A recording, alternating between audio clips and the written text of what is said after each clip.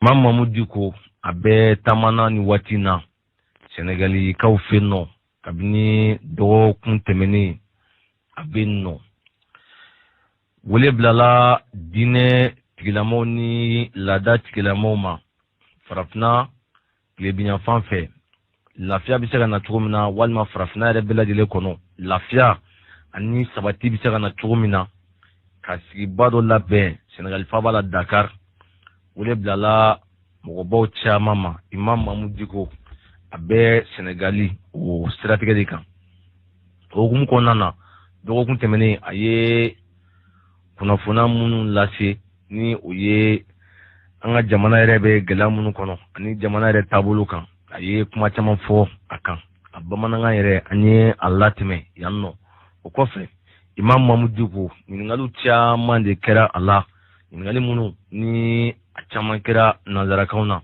sabu fɛn min bɛ senna bi bɛɛ lajɛlen bɛ o kalama o tɛ dɔwɛrɛ o de ye k'a fɔ gɛrɛntɛ min ni o kun bɛ an ka jamana kan ni o ye sanction ye embargo walima ka BCEAO wari ka tigɛ an ka jamana na sanction économique a n'a ɲɔgɔnna wɛrɛw olu minnu ni olu kun bɛ Mali kan bi ɲininkaliw kɛra Imam Mamadou Diko la nin siratigɛw fɛ a yɛrɛ ye jaabili kɛ o ɲininkali ninnu na ka taa se ɲininkali wɛrɛw ma wulikajɔ minnu ni olu kɛra kabini kuma jan n'i ye Mali yɛrɛ ta ka Mali lajɛ Mali ye jamana min ye anw tɛ jamanaden ye diɲɛ kɔnɔ sabu empiribaw caman de tɛmɛna anw ka jamana an ka dugukolo in sanfɛ nɔ Mali tɛ jamanaden ye diɲɛ ɲɛfɛ nka bi an bɛ gɛlɛya kɔnɔ ɲɛnamaya yɛrɛ taalan ye o ye gɛlɛya ni nɔgɔya a bɛɛ lajɛlen bɛ ɲɔgɔn da fɛ nka Imam Mamadou Diko a ye kuma caman fɔ ka ɲɛsin nin ko ninnu ma nka min ye kabako ye ani min ye dabalibanko ye Imam Mamadou Diko a ye nin kuma minnu fɔ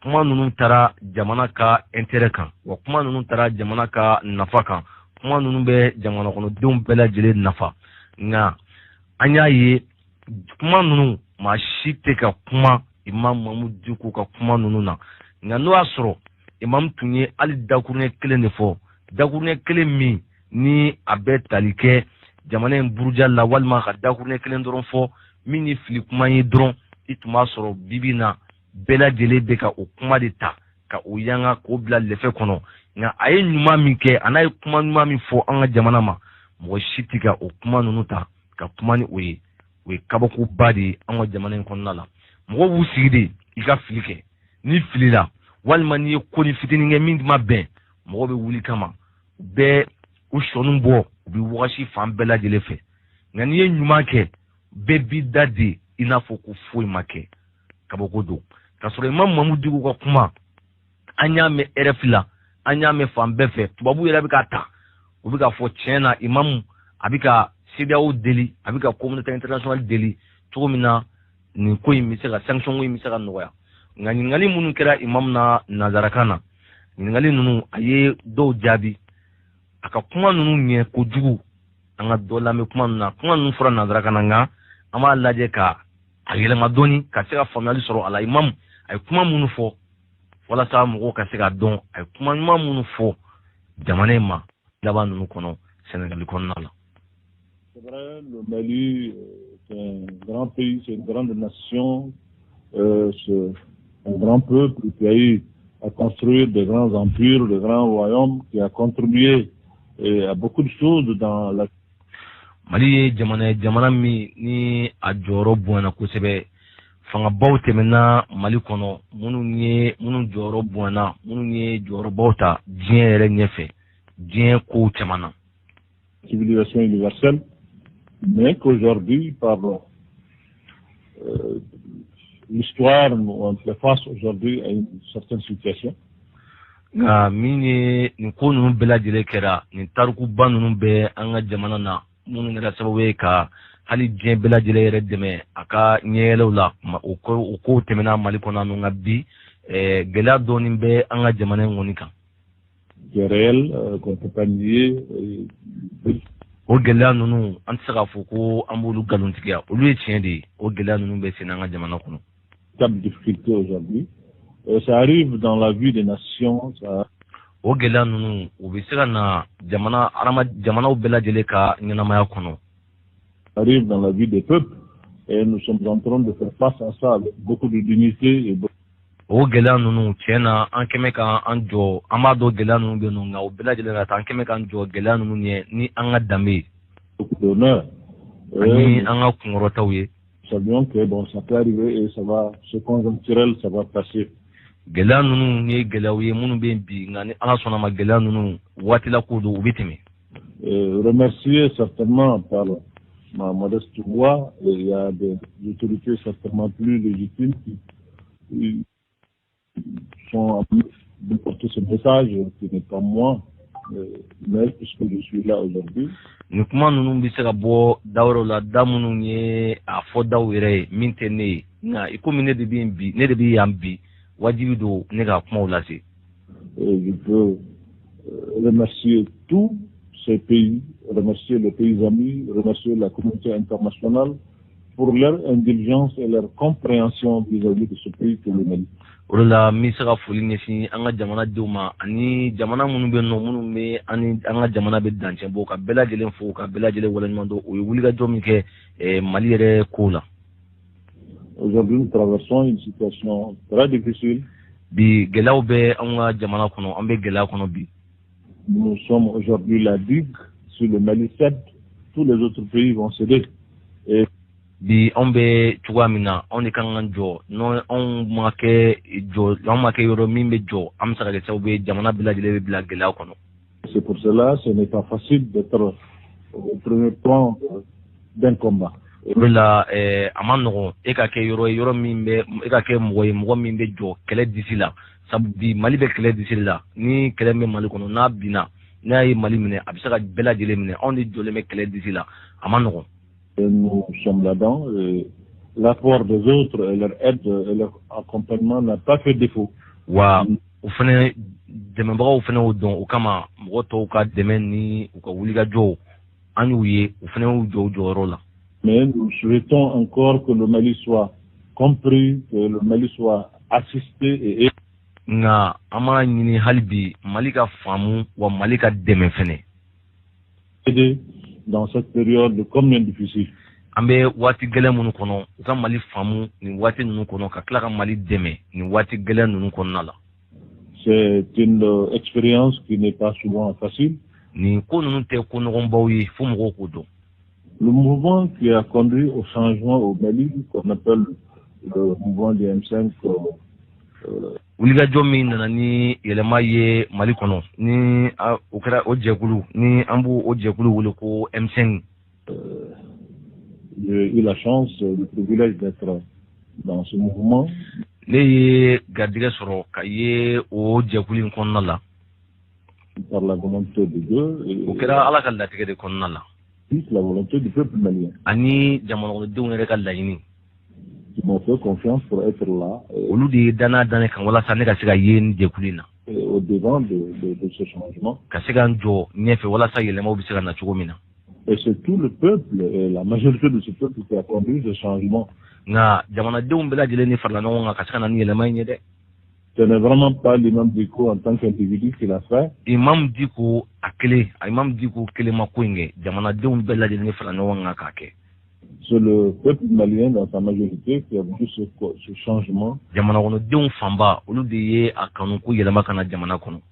Et qu'il a demandé, qui a obtenu un début. Olu de ye a ɲini wa u ye ko daminɛ dɔ sɔrɔ. Et le changement n'est pas facile. Fo fanga dogo yɛlɛma fana tɛ ko nɔgɔn ye. Et dans des périodes difficiles que l'humanité est en train de traverser. N'i ye diɲɛ yɛrɛ ta bi k'a lajɛ diɲɛ yɛrɛ bɛ gɛlɛya kɔnɔ ka fara an ka gɛlɛya kan. Avec tout ce qu'on connaît comme pandémie, comme autre chose. An bɛ fɛn minnu dɔn i n'a fɔ bana gɛlɛnw i n'a fɔ coronavirus ani ko wɛrɛw. Et à travers ce monde-là. Et puis cette guerre qui nous a imposée. Ni kɛlɛ min ni a wajibi cogora anw yɛrɛ ka jamana kan. Pas facile vraiment de faire le changement comme on le souhaite. Tiɲɛ na a ma nɔgɔn k'a fɔ ko an bɛ yɛlɛma kɛ an bɛ mɔgɔ b'a la cogo min na ka na ni yɛlɛma ye teliya la cogo min na o ma nɔgɔn dɛ. Mais c'est une volonté. Nka laɲiniw de bɛ yen nɔ. De changer les choses qui est amorcée. Et malgré toutes les difficultés, malgré les nombreux défis, je pense que le peuple malien a suffisamment de ressources et que nous allons, Inch'Allah, par la volonté de Dieu, arriver à ce changement. Gɛlɛya minnu bɛ Mali kɔnɔ o bɛɛ la Mali ye jamana min ye malidenw ye mɔgɔ sugu ka jɔ sabati n'an ka gɛlɛya bɛɛ ani nin ko ninnu bɛɛ la bɛ fɛn min na an ka se k'o sɔrɔ ni Ala sɔnna ma. Tant attendu par le peuple malien. Yɛlɛma min ni o ɲininen don malidenw fɛ ni Ala sɔnna ma a bɛ sɔrɔ. Et ce changement peut être un changement qui va amorcer l'envol de ce pays et pourquoi pas les pays voisins. Wa o yɛlɛma in bɛna se ka kɛ sababu ye jamana in bɛna se ka kama sɔrɔ ka pan wa hali jamana wɛrɛ minnu b'an kɛrɛfɛ kɛ a bɛ se ka kɛ sababu ɲuman ye olu bɛɛ lajɛlen ma. Et même en Afrique. Wa a bɛ se ka kɛ sababu ɲuman ye hali farafinna yɛrɛ fɛnɛ ma koyi. Donc vraiment c'est cela que j'ai voulu délivrer comme message. O de la ni a kanu ka se ka o de lase i n'a fɔ ci kan. Encore une fois aux pays voisins qui n'ont ménagé aucun effort pour nous assister. Ka tila ka ɲini jamana wɛrɛ fɛ jamana minnu tiɲɛ na ni u ye an dɛmɛ yɛrɛ de ko u jɔ u jɔyɔrɔ la walasa an ka se ka an ka bɔ ni gɛlɛya kɔnɔ u jɔ u jɔyɔrɔ la ka tila ka ɲini u fɛ tuguni. Que nous et aux pays de la CEDEAO, à la communauté internationale, aux pays amis. Ka ɲini CEDEAO jamanaw fɛ ani diɲɛ setigi jamanaw bɛɛ lajɛlen fɛ. Demandez encore leur indulgence. Ka ɲini u fɛ u ka sɔn nɔgɔya kɛ an ka jamana in ye u ka sɔn nɔgɔya kɛ Mali. Vis-à-vis de notre pays. Je suis venu pour une conférence qui n'avait rien à voir avec ce que je suis en train de dire. Ne nana Sénégali kun min na u ni ne bɛ ka min fɔ u tɛ sira kelen fɛ yɛrɛ nka wajibi don k'a fɔ. C'est à peu près la même chose. C'est pour parler du Sahel, c'est pour voir comment est-ce qu'il faut trouver des solutions. U bɛɛ lajɛlen bɛ tali kɛ ɲɔgɔn na sabu ne nana kun min na u ye cɛncɛngun jamanaw ko de ka kuma cɛncɛngun jamanaw ko kan n'i y'o lajɛ ka tila ka ne ka kumaw la i b'a ye k'a fɔ a bɛɛ lajɛlen bɛ tali kɛ ɲɔgɔn na hali n'a sɔrɔ ne nakun tɛ nin kuma ninnu fɔli. Je profite encore pour lancer un appel à l'endroit de tous les décideurs à travers ce monde-là, nos pays amis, les organisations sous-régionales, régionales, continentales, Nations Unies et autres, et les autres pays amis, demander leur indulgence pour comprendre vraiment. Mais n to nin yɔrɔ in na ka wele bila an dɛmɛbaga jɛkulu bɛɛ lajɛlen ma ani diɲɛ setigi jamanaw bɛɛ lajɛlen CEDEAO ni setigi jamanaw ni an dɛmɛbaga bɛɛ lajɛlen hali bi u k'a lajɛ ka sɔn nɔgɔya kɛ Mali ye n bɛ segin a kan u ka sɔn nɔgɔya kɛ an ka jamana ye. Le peuple malien et l'accompagner et l'assister pour traverser cette situation combien difficile. U ka an ka jamana in dɛmɛ k'a to an ka jamana in kɛrɛfɛ an ka se ka bɔ nin wagati in kɔnɔ wagati min wagati gɛlɛn ye an ka jamana ma. Ce n'est pas facile, je l'ai dit, le mouvement. A ma nɔgɔn ko in ma nɔgɔn a ma nɔgɔn dɛ. C'est un mouvement dans lequel on s'est retrouvé. Ko in tɛ ko nɔgɔn ye jɛkulu min kɛra sababu ye ka na ni yɛlɛma ye an caman de ye ɲɔgɔn sɔrɔ jɛkulu in kɔnɔ. Ce n'était pas facile. Ko in tɛ ko nɔgɔn ye ko in tɛ ko nɔgɔn ye. La même façon de voir les choses, on n'est pas. An ka yecogo an ka kow yecogo tun tɛ kelen ye jɛkulu in kɔnɔ. Même itinéraire, moi je suis un imam. Wa an yɛrɛ ka siraw tun tɛ sira kelen ye ne ye alimami de ye. Et d'autres sont autre chose. Mɔgɔ wɛrɛw fɛnɛ tun b'a kɔnɔ minnu ye fɛn wɛrɛw ye. Et puis la plupart c'est des jeunes gens. A yɛrɛ tila bɛɛ lajɛlen tun ye denmisɛnninnakaw de. On s'est rencontrés, mais la voie. An farala ɲɔgɔn kan. L'objectif était le même. Nka laɲini tun ye laɲiniba kelen de ye an bɛɛ ka laɲini tun ye laɲiniba kelen de ye. Un changement dans la gestion des affaires de notre pays. O de tun ye yɛlɛma ka don an ka jamana yɛrɛ maracogo la. Et c'est sur ce point, comment est-ce qu'il faut amorcer un début de changement?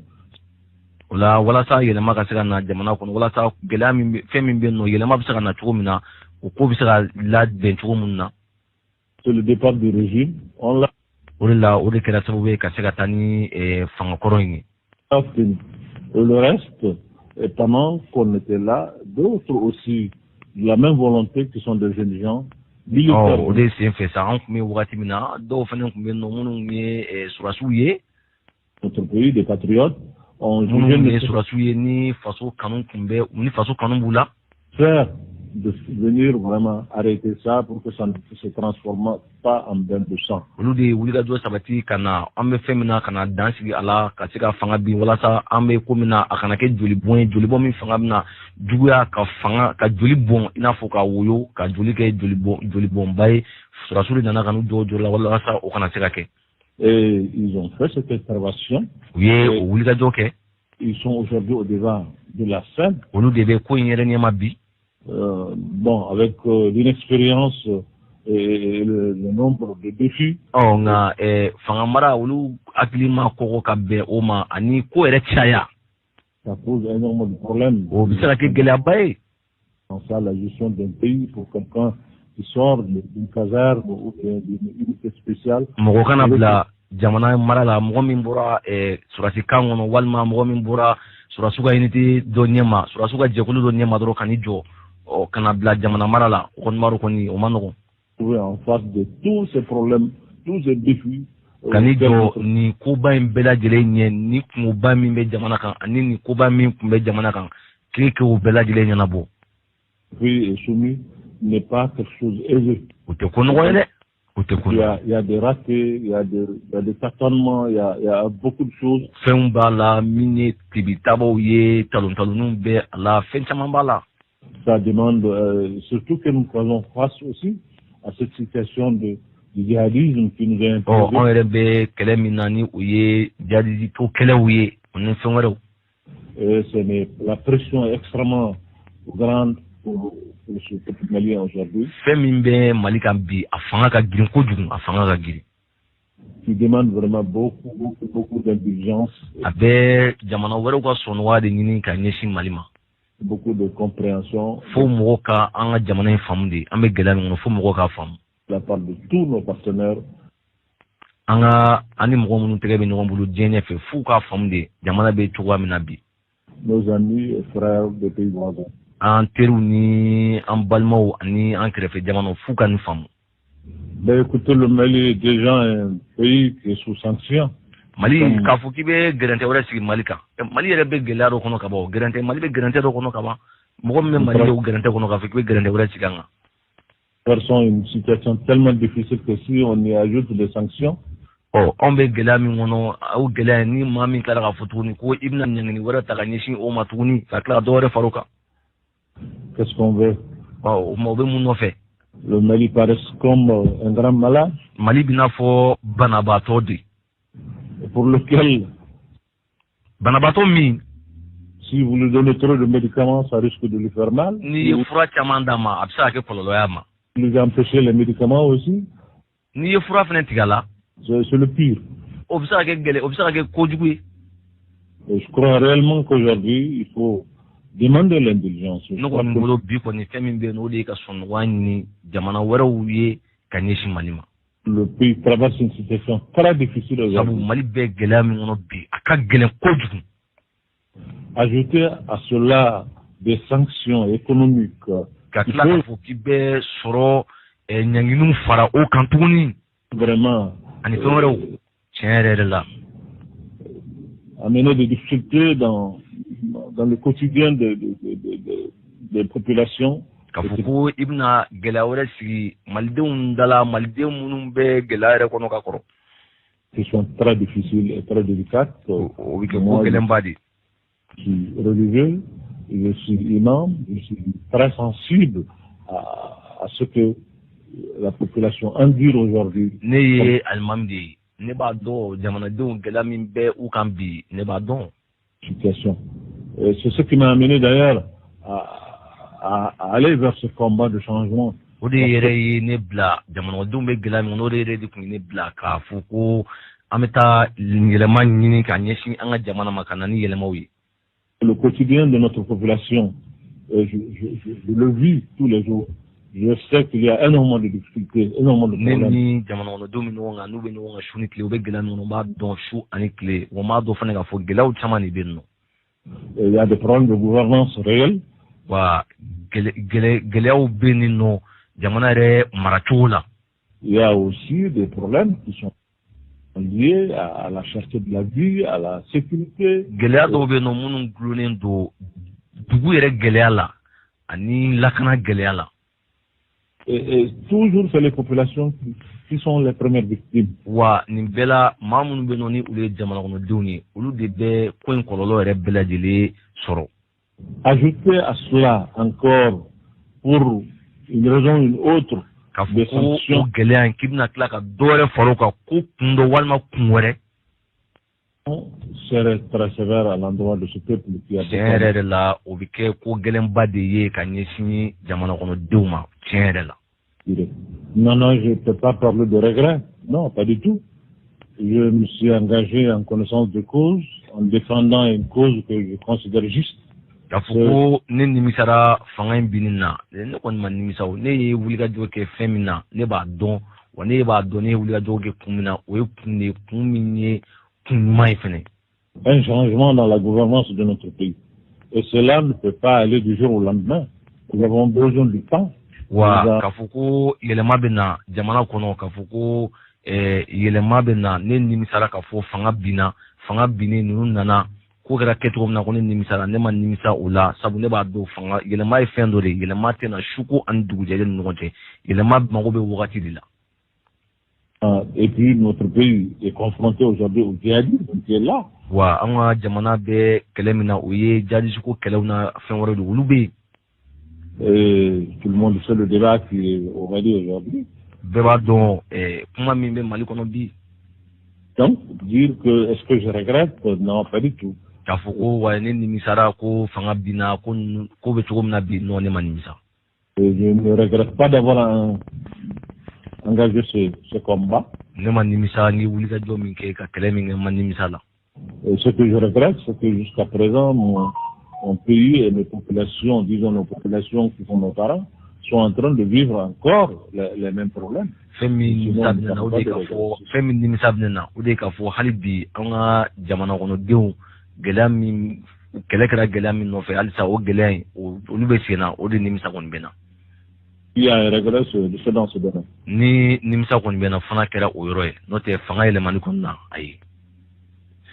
An balimaw Imam Mahamudu Diko ka kuma min ni a kɛra Senegal ni tun ye a fan dɔ ye ka ca kuma ninnu ka ca kosɛbɛ minnu kɛra sabu ɲininkaliw caman de kɛra a la RFI ni Senegal teleso ni arajo ni fɛn caman caman nka nin kuma min filɛ nin ye k'a fɔ Imam a ye nin kuma sanumanba in fɔ ka ɲɛsin an ka jamana ma jamana kɔnɔdenw mɔgɔ si tɛ minnu bɛ yen nɔ ni i kun b'u mɛn su ani tile Imamu y'a don tan a y'a bɔ tan hali Imamu bɔlen ni waati laban ninnu kɔnɔ ka kuranɛ kalan kɛ o kuranɛ kalan senfɛ kuma caman de fɔra kuma caman fɔra k'a fɔ a bɛ ka kuranɛ kalan kɛ ni laɲini de b'a kɔfɛ a bɛ tan fɛn caman fɔra nka bi a ye nin ɲɔgɔnna kumaba min fɔ minnu yɛrɛ bɛ ka kumaw fɔ olu yɛrɛ kumakan tɛ kɔ yɛrɛ tigɛ yɛrɛ mɔgɔ t'a n'olu kumana mɔgɔ t'a dɔn k'olu kumana yɛrɛ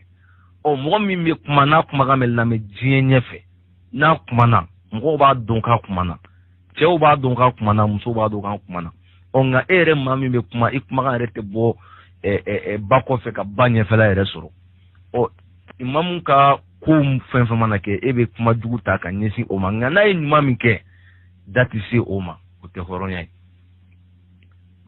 ye bibi in na Imamu ye fɛn min lase a ye min lase tiɲɛ yɛrɛ de la bi an kan ka fo ka barikada sabu hali tubabu ka médiaw sabu ni RFI ye kuma o kuma ta k'i sinsin kan k'a fɔ ko Faransi jamanatigi yɛrɛ tulo bɛ don o la CEDEAO tɛ yen koyi fo mɔgɔw k'o de dɔn CEDEAO yɛrɛ tɛ yen yɛrɛ Faransi de bɛ yen Faransi de bɛ CEDEAO kɔfɛ ka CEDEAO pousser a ye nin kɛ donc ni kuma lasera olu yɛrɛ ma parce que min ka gɛlɛn ni CEDEAO Faransi nana dɔn k'a fɔ malidenw kɔ donnen don ɲɔgɔn ma mais Imamu ka nin kuma in b'a jira k'a fɔ maliden bɛɛ lajɛlen bolo bɛ ɲɔgɔn bolo hali ni gɛlɛya kɔni b'an sɔrɔ an bolo bɛ ɲɔgɔn bolo ka gɛlɛya in kun ɲɔgɔn fɛ mais ka fɔ nin ɲɔgɔnna kumaba fɔra nin ɲɔgɔnna wale ɲumanba kɛra tiɲɛ yɛrɛ la ka jamana défend ka jamana sankɔrɔta ka jamana bonya jira ka nin bɛɛ kɛ nɔ i b'a fɔ ko foyi ma kɛ kabako don quoi Mali la nɔ mɔgɔw b'u sigi dɔrɔn n'i ka fili dɔrɔn kuma dɔ fɔ dɔrɔn kuma min bɛ sira bila dɔɔnin dɔrɔn i n'a fɔ ko adamaden si tɛ fili i b'a fɔ ko mɔgɔ ye mɛlɛkɛ de mais n'i ye ɲuman kɛ i b'i si kɛ ka ɲuman kɛ mɔgɔ t'a fɔ mais n'i ye tiɲɛni kelen kɛ pap bɛɛ bɛ wuli kama kabako an bɛ Imamu fo a ka nin wulikajɔ ninnu na a ye minnu kɛ Senegal Mali ye tiɲɛ na an b'a fo ka waleɲuman dɔn an b'a ɲini Ala fɛ yarabi ama Ala k'a n'a kisi an bɛ taa sugu la an bɛ sɔrɔ ka tɛmɛ ni kibaruya